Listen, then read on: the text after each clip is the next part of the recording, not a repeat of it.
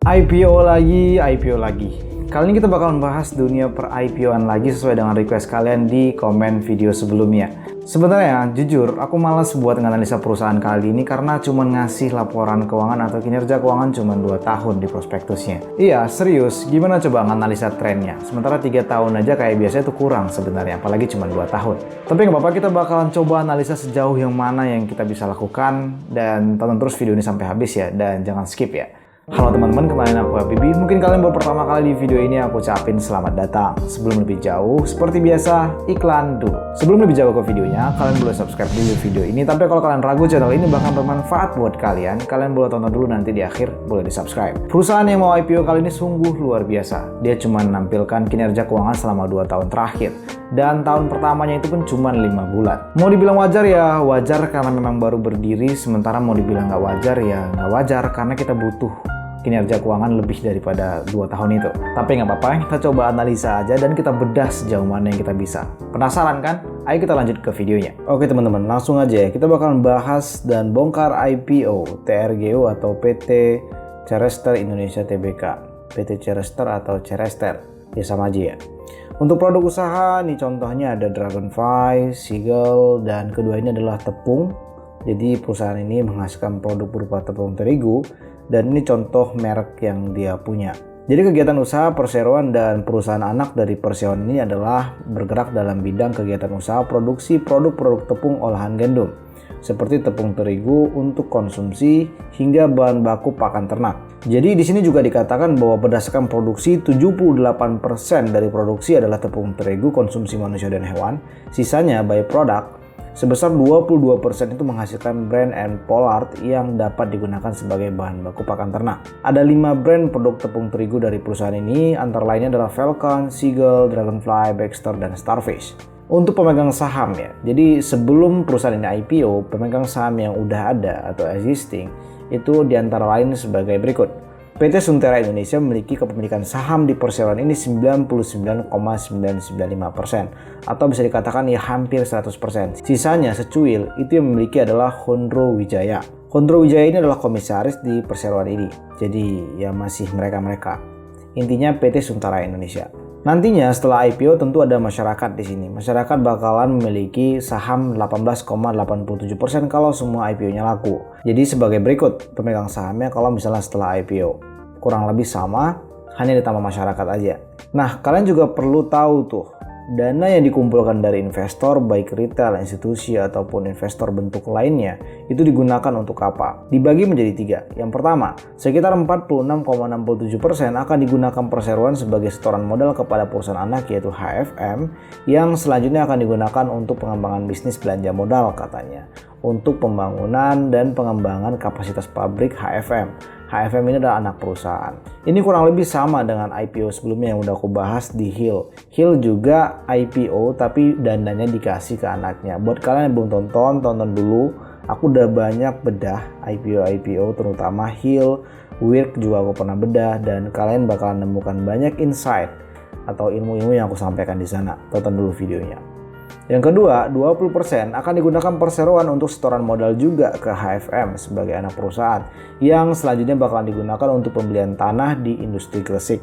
Dan yang terakhir, 33,33% atau sepertiga akan digunakan perseroan sebagai setoran modal lagi ke perusahaan anak, yang ini kali ini AGY, yang selanjutnya akan digunakan untuk pengembangan bisnis belanja modal juga, untuk pembangunan fasilitas warehouse dan packing facility di daerah Cilegon.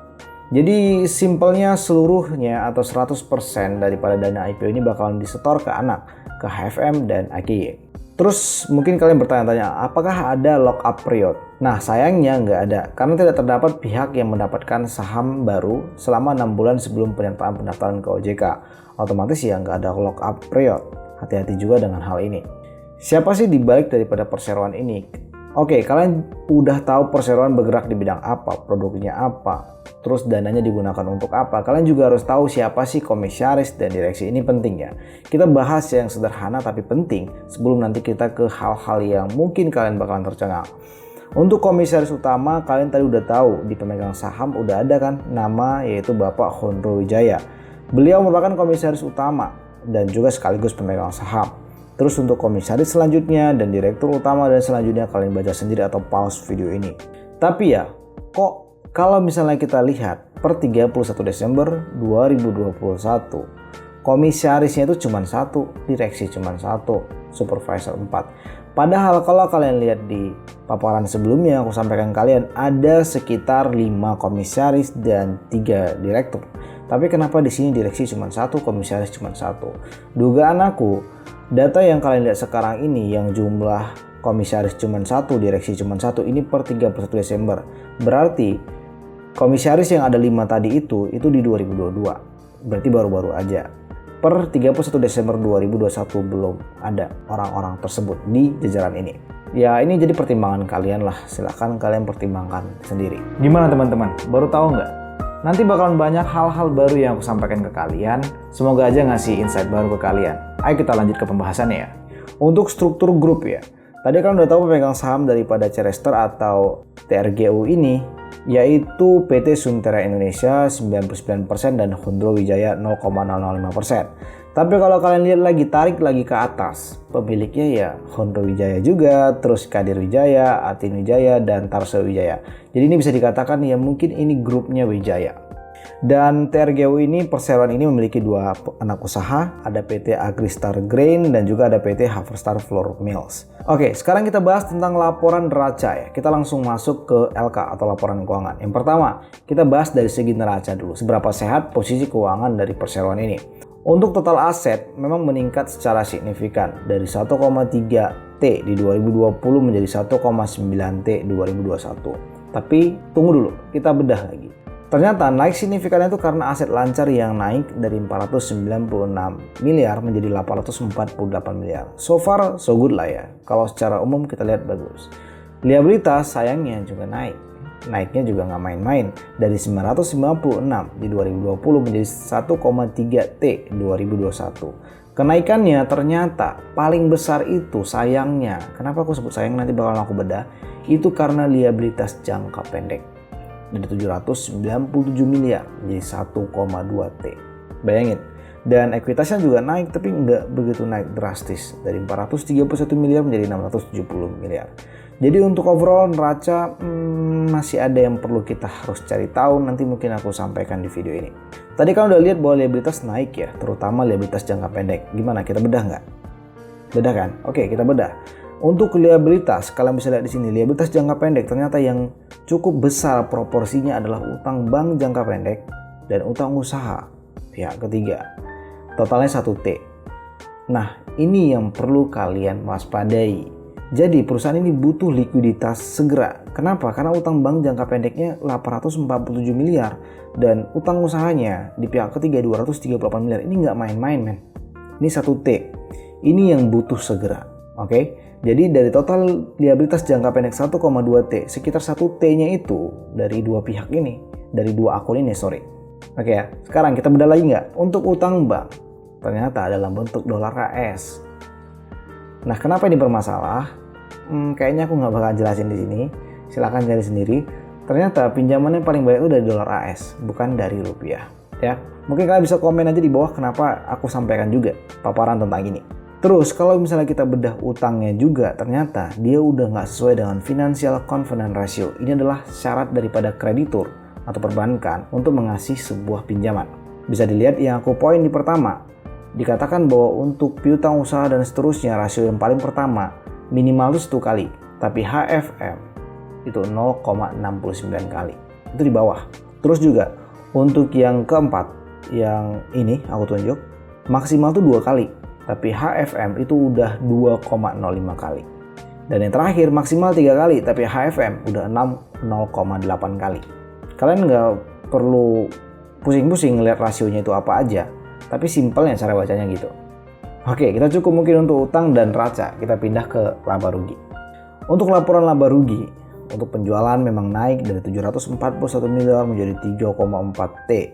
Wih, gila ya, naik 5 kali lipat. Tapi tunggu dulu, sesuai dengan awal video, ini nggak comparable sebenarnya. Kita bandingkan 2020 selama 5 bulan dengan 2021 12 bulan. Jadi kalian harus hati-hati dengan perbandingan ini. Jadi perseroan tuh menyampaikan di prospektus di antara 2 tahun yang nggak sebanding jumlah bulannya.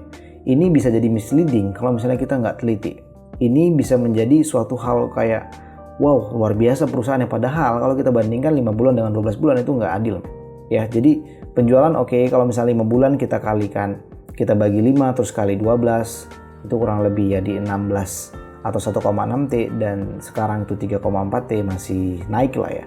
Terus laba bruto juga naik, laba periode berjalan juga naik.